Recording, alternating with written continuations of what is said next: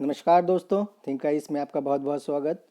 आज हम मध्यकालीन भारत उस समय की राजनीति, समाज और संस्कृति पर चर्चा करेंगे, जिसमें हम 8वीं से 17वीं सदी के मध्य के भारत के बारे में जानेंगे।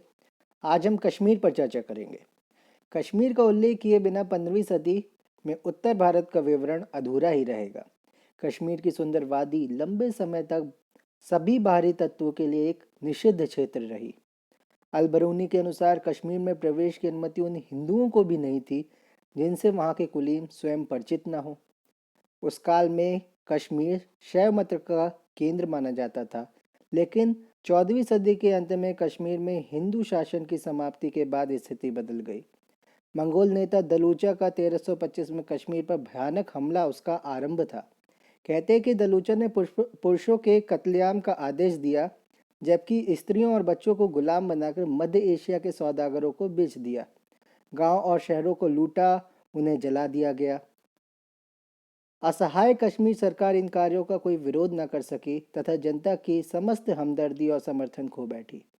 मंगोल आक्रमण के बाद के काल में कश्मीरी समाज गंभीर रूप से बदल गया। बारामूला के रास्ते मध्य एशिया से कश्मीर आने वाले मुस्लिम संतों और शरणार्थियों का तांता लगा रहा। एक और उल्लेखनीय विकास क्रम ऐसे सूफी संतों का उदय था जिनको ऋषि कहा जाता था। उनके व्यक्तित्व में हिंदू धर्म और इस्लाम की कुछ कुछ विशेषताओं का समन्वय था। अंशतः सूफियों के उपदेशों और अंशतः बल प्रयोग के कारण निम्न वर्गों की जनता ने पूरी तरह इस्लाम को अपना लिया। इस प्रक्रिया को सिकंदर शाह 1389 से 1413 के काल में ब्राह्मणों के निर्मम दमन ने पूरा किया। सुल्तान का आदेश था कि सभी ब्राह्मण और हिंदू विद्वान मुसलमान बने या वादी छोड़कर चले जाए। उनके मंदिरों को ध्वस्त करने और सोने चांदी की मूर्तियों को पिघलाकर मुद्राओं में ढालने का आदेश दिया गया। कहा जाता है कि यह आदेश राजा के मंत्री सूहा भट्ट की सलाह पर जारी किया गया, जो इस्लाम अपनाकर अपने पिछले सहकर्मियों को परेशान करने पर आमादा था। जैनुल आबिदीन 1420 से 1470 जैनुल आबिदीन के सत्तारोहण के बाद स्थिति बदल गई, जिसे कश्मीर का सबसे महान मुस्लिम बादशाह कहा जाता है। उसने सिकंदर शाह के सभी आदेशों को रद्द कर दिया। उसने भागे हुए सभी गैर मुस्लिमों को समझा बुझाकर वापस कश्मीर बुलाया। जो लोग हिंदू धर्म में वापस जाना चाहते थे या जिन्होंने जान बचाने के लिए मुस्लिम होने का दिखावा किया था, उनको वैसा करने की स्वतंत्रता दे दी गई। हिंदुओं के पास जो पुस्तकालय थे और लगान मुक्त भूमियाँ थीं, वे उनको वापस कर दी गई। मंदिर भी फिर से बहाल किए गए। 100 साल से अधिक समय के बाद अबुल फजल ने लिखा कि कश्मीर में 150 यानी 150 शानदार मंदिर थे। संभव है कि उनमें से अधिकांश जैनुल आबदीन के काल में बहाल हुए हों। जैनुल आबदीन ने दूसरे क्षेत्रों में भी व्यापक सहिष्णुता की नीति जारी रखी। उसने जजिया और गौवध समाप्त कर दिया तथा हिंदुओं की इच्छा का आदर करते हुए सती पर लगा प्रतिबंध तक हटा दिया। उसकी सरकार में हिंदू बहुत से ऊंचे पदों पर आसीन थे। उदाहरण के लिए श्रेय भट्ट न्याय मंत्री था और उसे दरबारी वैद्य भी नियुक्त किया गया था। सुल्तान की पहली दो रानियां हिंदू थीं, जम्मू के राजा की बेटियां। यही दोनों रानियां उसके सभी चार बेटों की माताएं भी थीं। अपनी दोनों पत्नियों के मरने के बाद ही उसने तीसरा विवाह किया। सुल्तान स्वयं विद्वान था और काव्य रचना भी करता था। वह फारसी, कश्मीरी, संस्कृत और तिब्बती भाषाओं में पारंगत था। उसने संस्कृत और फारसी के विद्वानों को संरक्षण दिया और उसके कहने पर अनेक संस्कृत ग्रंथों के फारसी अनुवाद हुए, जैसे महाभारत और कलहड़कृत राजतरंगिणी का जो कश्मीर का इतिहास है।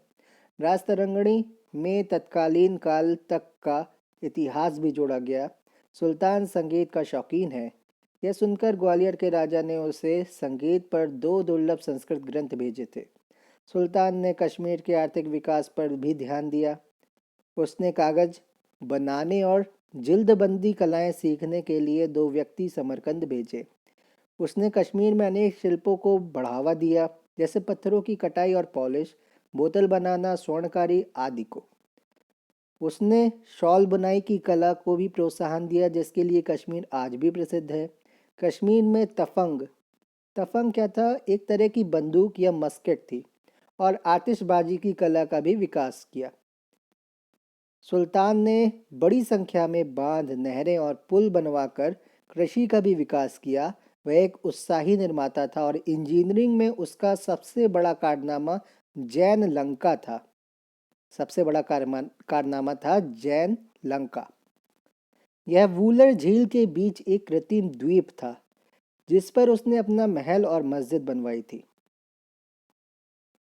जो जैन लंका था, वूलर झील के ऊपर एक कृत्रिम द्वीप यानी आइलैंड था जिस पर उसने अपना महल बनवाया था और एक मस्जिद बनवाई थी।